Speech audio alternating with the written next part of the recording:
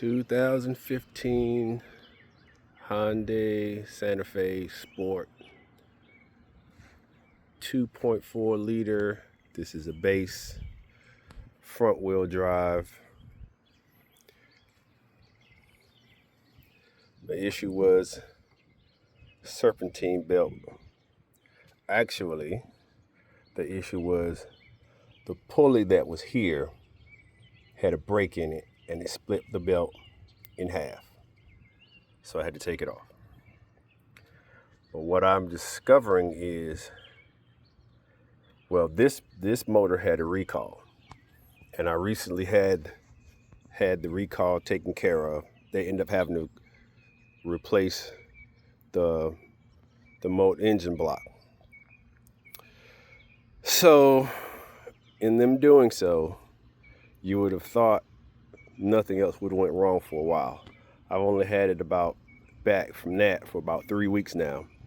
And then you had to split in the pulley break and split the belt.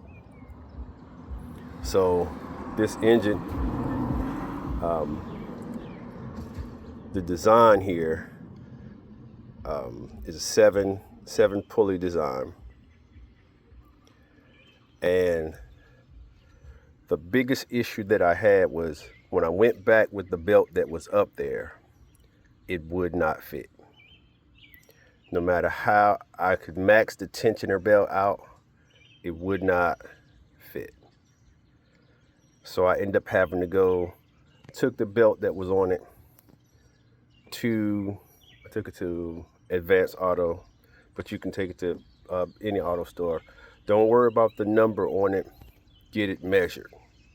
An older mechanic told me that yesterday because he couldn't even get it on. So I took it, got it measured, and normally they go for 83.5-inch belt, but the one I had was 84. I had gotten one previously and it was an 84.5. So when I got that one on, of course it was too big. So now that I knew that it was actually 84, I got an 84 and I was actually able to get it on. I had to max it out, but I was able to get it on. Now, the important thing to know with this one is you have this idle pulley, you have another one straight down under it that's smooth. Then you have your, right here is your alternator, then down there is your compressor. This is your belt tensioner. Back here is the water pump. So as hard as I tried, I could not get it over the tensioner down here and keep it on all these. So I put it on that one down there, and I had it off of this top one. This is the one I replaced. Now this is threaded, but there was no other way I could do it. So once I got it down there, you got to use a 17 millimeter. I used my wrench, double close wrench here. If you get it kind of in an angle here, you'll be able to pull it up. And then I just tied something onto it here and held it in place. And as I had all the other pulleys on, I wedged this one on using a small pry bar that I had. And I was able to get it on. And once I actually got it on, it was just a matter of inching it over. And that wasn't extremely hard, winching it over. But yes, that's what you're going to have to end up doing. Even though a lot of times they don't want to do the threaded pulleys, it was the only way I could get it.